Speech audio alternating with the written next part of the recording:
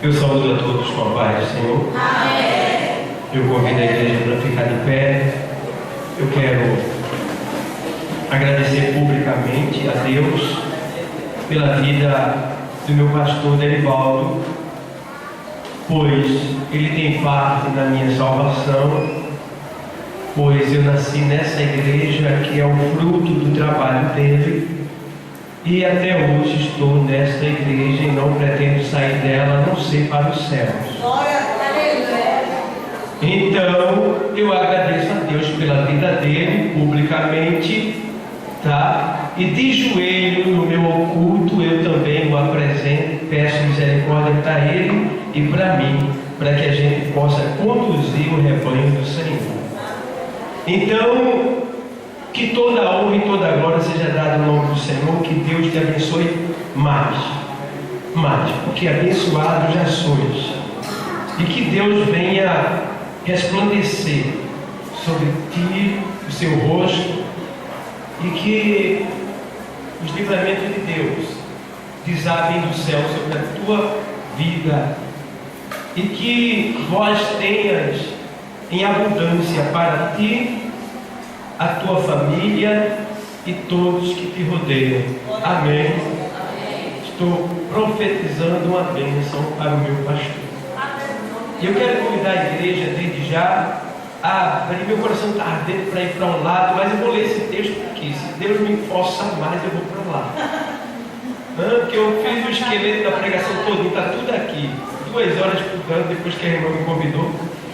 E está me ardendo o coração para ir para lá, mas deixa eu ler esse texto aqui. É Salmos, de número 116.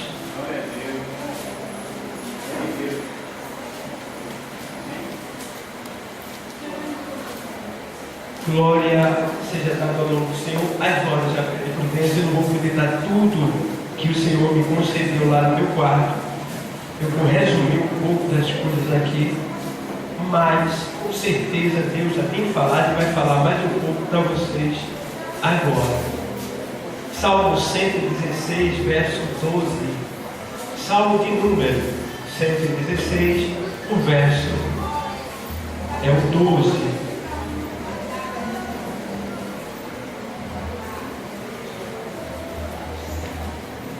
Amém? Amém. Que darei eu ao Senhor por todos os benefícios que Ele tem feito? Ao texto, o que é que diz? Que darei eu ao Senhor por todos os benefícios que me tem feito? 13. Tomarei o cálice da salvação e invocarei o nome do Senhor. Pagarei os meus votos ao Senhor agora na presença de todo o seu povo. Obrigado, Deus, por essa palavra que é tua. Eu peço que o Senhor pegue esta palavra que é sua, se utilize dela e fale aos nossos corações nessa noite. Em nome de Jesus, amém. Vou descer e falar. Amados, estamos diante de uma palavra de Deus, e o texto ele traz consigo uma interrogação. Uma interrogação de uma pessoa para consigo mesmo. Alguém chamado Davi estava tão preocupado, estava tão ansioso, estava tão apressado em querer demonstrar gratidão a Yahvé, e ele sentiu assim uma preocupação acerca do que ele poderia fazer para agradecer. Ele chegou a meditar, a perguntar para si mesmo: o que é que eu faço para agradar a Deus? O que é que eu faço para que quando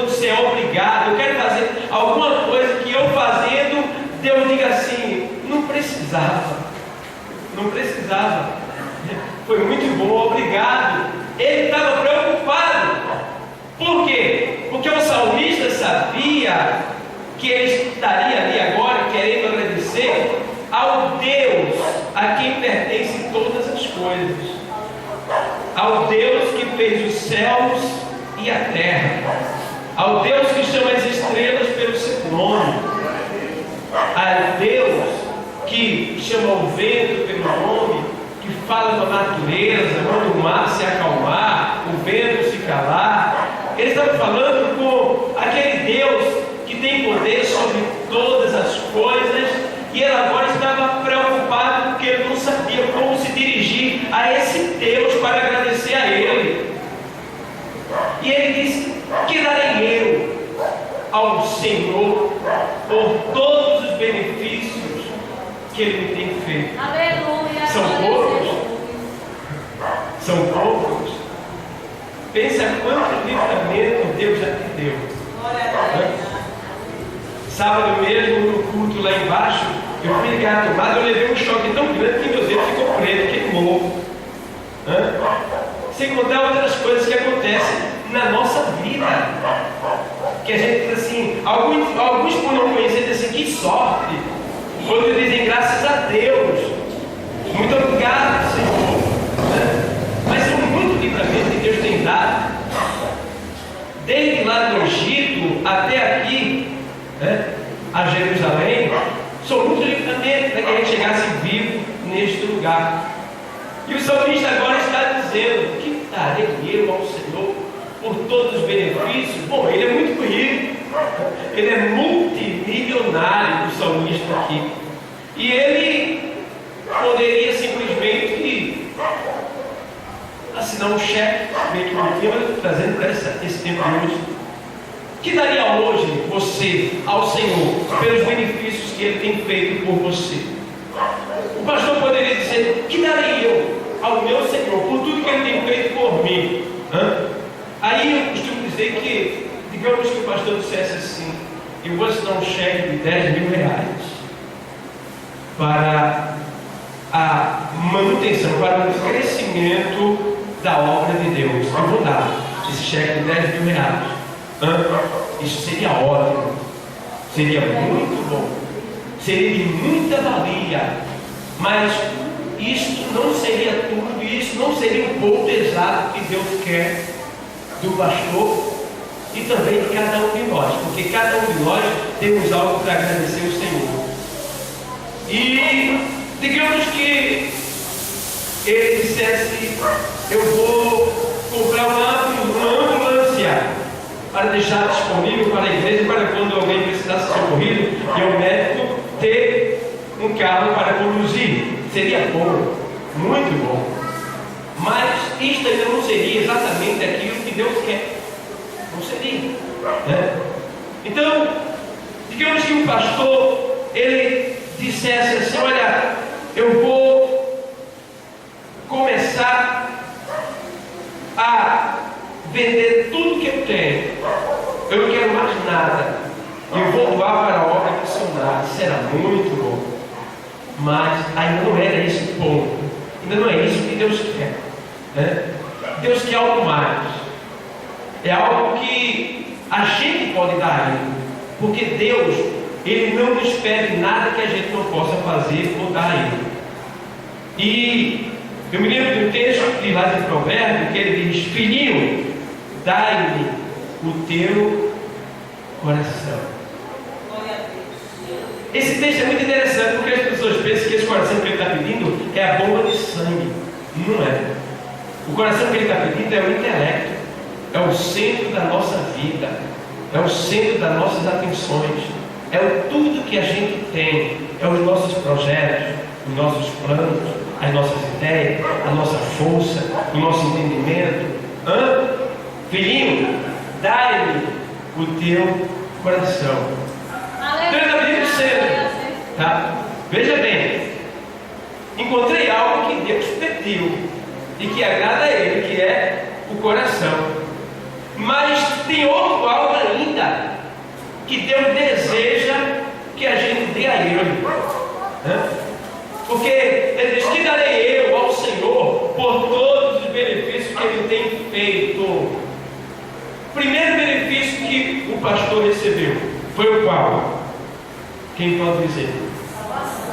A salvação. Foi o primeiro benefício, e eu costumo dizer que não precisava de mais nenhum outro. Nenhum outro. Mas ele é tão riquíssimo que, pelo seu muito amor com que nos amou, ele continua nos abençoando a cada dia. A cada dia. Ele não se cansa, porque o prazer de Deus é dar. A própria Bíblia diz que melhor coisa é dar do que receber. Deus se agrada, Deus tem prazer em dar. Não pense que Deus é pirangueiro. Não pense que Deus é avarento. Não pense que Deus ele tem as suas mãos de filha de vaca. Ele diz: olha, as minhas mãos não estão encolhidas para que eu possa salvar, e nem os meus ouvidos agravados para que eu possa ouvir o clamor das pessoas.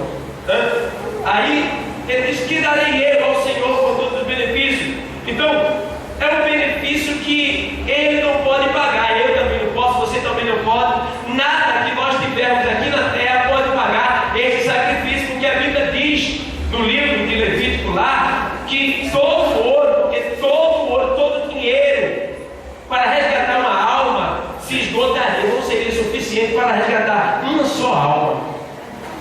Então, uma alma dos que está aqui, qualquer uma, toda a riqueza da terra, o universo não paga o preço de uma alma que está aqui. É verdade. Para você ver o quanto você é valioso. Aleluia. O quanto você custou. A própria Bíblia diz que você não foi comprado com ouro, nem com prata e nem por coisas corruptíveis, mas pelo precioso que?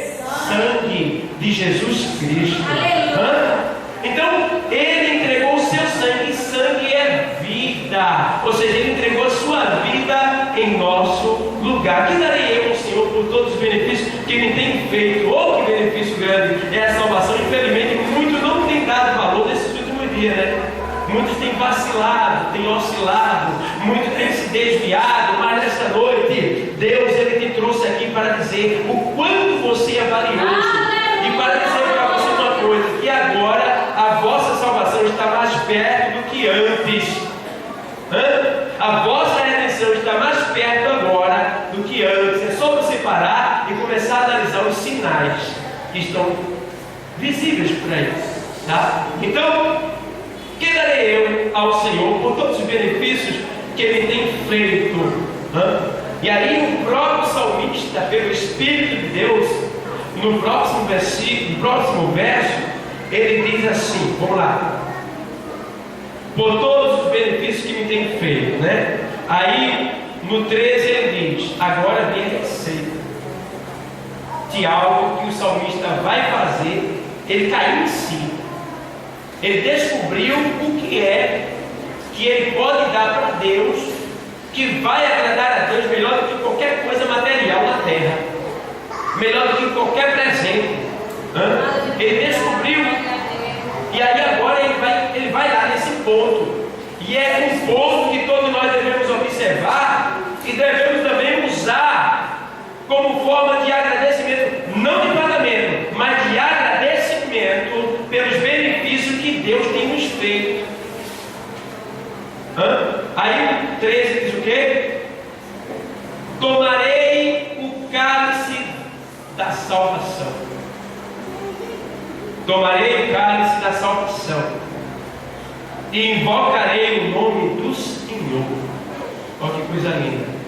Ele decidiu uma coisa, o salmista. Foi abençoado. Deus é tremendo. Deus é poderoso. Deus é grande. Manda em tudo. É dono de tudo. Não precisa de nada. Não falta nada a Ele, porque tudo é dele. Então faz o seguinte: eu vou fazer algo que Ele se agrada. Aí o salmista disse: eu vou sentir a dor de Deus. Isso agrada a Ele. Uma vez Deus disse, usando o profeta Jeremias: não há dor como a minha dor. A dor que Deus sente é a dor pelas almas que estão partindo para o inferno sem salvação. Porque enquanto elas estiverem no vício, ainda há uma possibilidade de, com a palavra, a gente trazer elas para Deus. Mas depois que ela parte dessa vida, não tem mais resgate. Segue-se o juízo. E as pessoas estão brincando com o juízo de Deus, porque a Bíblia diz que o juízo de Deus é sem misericórdia. É sem misericórdia. As pessoas desconhecem que eles estão a um passo do céu e a um passo do inferno. As pessoas esquecem que o inferno é eterno, ele não tem volta. E os que partiram estão lá, no centro da terra, no Hades, ardendo agora, arrependidos, mas não tem mais volta. E o próprio Senhor Jesus, ele diz que o rico, lá da passagem bíblica, que não é parábola, é uma passagem real, 16, 19 de Lucas, o rico e o pobre, diz que o rico está lá. E ele diz para quando o paraíso era também embaixo da terra, dava para ele ver, e ele viu o pai Abraão e gritou e clamou: Pai Abraão. E conversando com o pai Abraão, ali no mesmo texto, você vai ver lá, seguindo essa leitura do 23 em diante, ele diz que: Pai, manda que alguém ressuscite para a casa dos meus irmãos, pois tenho 5 irmãos, para que ele dê testemunho, para que não venha para este lugar de tormento que eu estou. Arrependimento tardio, não adianta. Todos que estão com mais perverso agora na antessala do inferno, que é o Hades, lugar de tormento provisório, estão arrependidos. E eles estão desejando, eles não podem mais orar porque o ser humano é atendido, mas eles estão desejando muito que nem eu e nem você vá para lá. E aí eu gosto porque ele diz: manda que alguém ressuscite e vai lá na terra avisar para meus irmãos, ele não vem para cá. Aí Abraão, que é a tipologia de Deus, diz assim: eles têm a lei e os profetas, ouçam-os. Ou seja, eles têm a lei, que é a Bíblia, que no tempo dele era os 5 primeiros livros da Bíblia Sagrada. Hoje, os 5 primeiros livros que você tem, era a lei que ele falou lá, que tinha a lei, que era a lei de Moisés, a Torá, o Pentateuco, né? O livro da lei, os 5 primeiros livros da Bíblia. Então eles têm a lei e os profetas ouçam. Então ele tem a Bíblia, a palavra de Deus, e tem os profetas para pregar e anunciar e falar a verdade, para que cada um não venha se desviar e perecer e ir para esse lugar que você está. Foi isso que ele está dizendo. E eu glorifico a Deus por cada dia que a gente chega na igreja, porque Deus fala conosco, Deus nos alerta, Deus nos prepara, Deus nos exorta, Deus nos dá saída das tentações que vem sobre cada um de nós a cada dia, porque são muitas, até dormindo a gente é tentado. Mas glória a Deus que Ele nos deu uma arma, o arrependimento e o perdão. A gente se arrepende, pede perdão e Ele nos perdoa. Então o salmista diz: eu vou agora fazer algo. Aí ele diz, no 13: tomarei o cálice da salvação. Cálice da salvação. A Bíblia diz que no Antigo Testamento, quando era feito ou celebrado, ministrado a Páscoa, né, que no nosso caso é a Santa Ceia, eles ministravam a Páscoa dessa maneira: eram 4 cálices. O primeiro cálice era tomado em nome de Abraão. O segundo cálice era tomado em nome de Isaac. E o terceiro cálice era tomado em nome de Jacó. Era uma reverência, uma homenagem a esses homens que foram os patriarcas, que foram aqueles que geraram descendência para que a nação de Israel crescesse. O terceiro cálice em nome de Jacó. E o quarto cálice eles não tomavam, eles esperando o Messias. Como o Messias não tinha vindo, eles saíam, abriam a porta e derramavam o cálice na porta da frente e dizia que venha Elias, porque estava escrito que Elias viria antes do Messias, e realmente ele veio. As pessoas pensam que era Elias em carne, ou seja, uma reencarnação de Elias. Não existe. Elias veio em João Batista, ou seja, no espírito de João Batista. Então, muitos não compreendem essa passagem bíblica, e aí a gente vê que Elias já veio. Então, depois de Elias, quem é que vem? O Messias. depois de João, ele foi preparar o quê? O caminho para o Messias. Então, quando ele tomou 3 cálices, ele joga o 4º cálice e diz que venha Elias, porque o Messias veio. Só que agora o Messias já veio. Entende bem, né? O Messias já veio. Quem é o nosso Messias? Jesus. Está claro. Quem é o nosso Messias? Jesus. Muito bem, Yeshua. Então, o Messias já veio. Então, quando o Messias veio, ele ministrou a nova Páscoa. E ali, quando ele estava ministrando, ele disse: olha, toma aqui. Ele tomou os 3 cálices, que era a tradição, era normal, tá? E ele disse: olha, esse 4º cálice eu não tomarei convosco até que eu beba convosco no reino do meu Pai. Só que aquele 4º cálice era o cálice mais amargo que existia e que ninguém poderia tomar, só Jesus. Existiam 2 apóstolos na Bíblia que disse que tomaria esse cálice como Senhor. Um foi os 2 filhos de Zebedeu, que Salomé queria que ele se assentasse na glória do Senhor, achando ela que a glória do Senhor era estar no céu com seus filhos lá, sentado no trono. A glória do Senhor Jesus era na cruz. Ali é que ele ia ser glorificado, porque em João 17 ele diz: Pai, glorifica o teu filho, porque eu já te glorifiquei, então glorifica a ti mesmo em mim. E ali Jesus iria ser glorificado na cruz. Aí por isso que ele diz: podeis beber o cálice que eu vou beber. Aí ele disse a João e Tiago, ele diz assim: podemos. Aí o Senhor diz: na verdade vós podeis tomar o cálice que eu vou tomar, que era de sofrimento, que era de glória, mas de glória de sofrimento. Tá? Mas assentar-se à minha esquerda e à minha direita não pertence a vós, mas aquele que meu Pai reservou. Que era quem? Os 2 ladrões que iam ser pregados. Olha, né? Tem muitas pessoas que pedem e não sabem o que está pedindo, né? A gente tem que saber pedir. Eu glorifico porque a gente tem o Espírito Santo, que ele intercede por nós, já que a gente não sabe pedir, ele intercede por nós. Então, amados, a gente vê que esse cálice é o cálice mais amargo. Mais amargo. E agora a gente vai para Mateus 26, 41. Vê bem o que é que o salmista está dizendo que vai tomar. Antes de Jesus vir, ele já estava dizendo que ia tomar esse cálice. Eu tomarei o cálice da salvação. Tá? E aí a gente vai para 26, 40 de Mateus. O texto sagrado diz o quê? Vamos lá.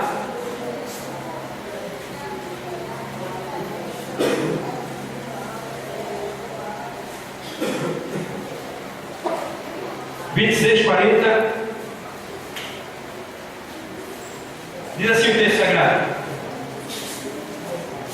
e voltando para os seus discípulos, achou-os adormecidos, e disse a Pedro: então, nenhuma hora pudeste vigiar comigo? Alguns textos diz orar, né? Deus aqui, ele dá uma ênfase de, no mínimo, a gente tem que orar 1 hora por dia, no mínimo, né? Aí no 41 diz: vigiai e orai, para que não entreis em tentação. Na verdade, o espírito está pronto, mas a carne é fraca. E indo 2ª vez, orou, dizendo: meu Pai, se este cálice não pode passar de mim, sem eu o beber, faça-se a tua vontade. Era o cálice. Chegamos no 4º cálice. Era o cálice que o Senhor iria tomar. Agora, tomar por causa de quem? De cada um de nós. Aquele cálice ali ninguém poderia tomar, só Jesus. Era amargo demais.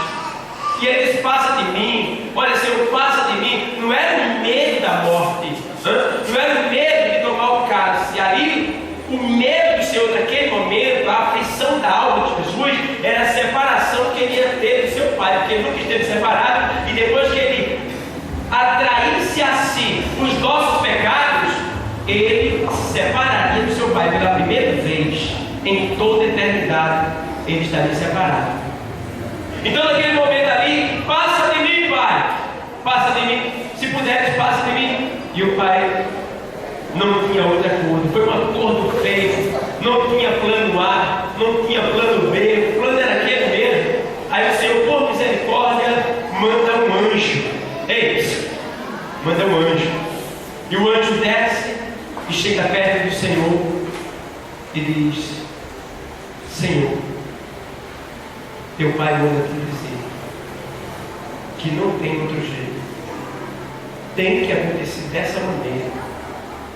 Ao Senhor ora e diz: todavia não seja feita a minha vontade, mas a sua. Prevaleceu o quê? A vontade de Deus. Entende bem? Tá? E aí o Senhor vai agora tomar esse cálice, que não foi fácil, né? Cálice esse que a gente não quer tomar ele. Não quer tomar. Jesus já tomou, mas ele nos ensinou a tomar o nosso também. Porque ele diz: quem quiser vir após mim, negue-se a si mesmo, toma a sua cruz e siga-me. Entendeu? Para chegar na cruz tem que se tomar esse cálice. E esse cálice não é fácil, não é doce, não. É amargo. Não é à toa que você está aqui, não. Só Deus sabe o que cada um está passando aqui. A gente está se alegrando com o aniversário do pastor, glória a Deus por isso. Mas tem pessoas que vieram aqui que a sua alma está amarga, está bebendo cálice tão amargo, que está dizendo assim: ah, se as pessoas soubessem o que eu estou sentindo, o que eu estou passando aqui nesta noite, mas eu quero te dizer que muito pode não estar sabendo nem sentindo, mas Deus está vendo a tua causa e Ele vai entrar com providência. Ninguém está desamparado ou desapercebido, ninguém está oculto dos olhos do Senhor, porque a Bíblia diz que tudo está nu e patente perante os olhos daquele com quem temos de tratar. Então, ele está dizendo: tomarei o cálice de salvação. Algo que o pastor tem que tomar. Eu estou falando para ele, mas serve para mim e para os outros que estão aqui. O cálice amargo. Aí eu me lembro: esse cálice é tão amargo, tão amargo, tão amargo. Diz o texto que ele diz: tomarei o cálice da salvação e invocarei, que 13, tomarei o cálice da salvação e invocarei o nome do Senhor. Ou seja, é sofrimento, é provação, é dificuldade. Que presente no dia do aniversário do pastor, e eu vou dar só o meu doce para ele. O que eu estou falando para ele serve para mim também, serve para cada um de nós. O Senhor disse que no mundo tereis o quê? Mas tem o quê? Nós não podemos mentir, não podemos brincar de crente, não. É verdade, Jesus. Eu quero dizer ao pastor que o cálice é amargo. As aflições são muitas, mas Deus está com ele na terra. Quer melhor do que isso? Quer melhor do que isso? A Bíblia diz que estava lá Ezequias deitado na sua cama enfermo. Entra aqui em Isaías, ele disse: agora toda boa, o homem de Deus vai trazer uma palavra de primeira. Aí quando ele entra, ele olha lá e diz assim para o rei: rei, o Senhor manda te dizer, arruma a tua casa porque ele vai morrer. Que palavra infeliz, que palavra triste, meu irmão, para quem está doente esperando a cura, ver uma palavra dessa. Mas aquilo ali era para quê? Para que o rei se humilhasse, para que o rei pudesse usar os artifícios que ele tinha, o crédito que ele tinha por Deus. E o rei não foi bobo, não. Ele usou o crédito que ele tinha por Deus. Senhor, tu lembra, Senhor? Tu lembra que eu já fiz na tua obra? Tu lembra que já derrubei os altares de Baal? Tu lembra que eu exaltei o teu nome em Israel? Tu lembra que eu exaltei? Lembra disso, lembra daquilo, lembra disso, lembra daquilo? Aí Deus diz: eita, é verdade, eita, toma, e ele só bombardeia Deus: eita, é verdade, eita, é verdade. Ei, irmão, bom é ter crédito com Deus. Ei, tu tem crédito com Deus? Sabe o que é crédito com Deus? É oração e obra. Não é só orar, não, tem que orar e praticar, viver. Está entendendo? Então, Ezequias tinha crédito com Deus e ele cobrou o crédito. E aí Deus se sentiu tão cobrado que ele mandou o profeta Isaías voltar e dizer: ó, diga lá para ele que eu estou curando ele e estou dando mais para ele 15 anos. Aí voltou e deu a bênção para ele. Então, o momento foi amargo? Foi difícil? Foi. Esperava uma palavra boa?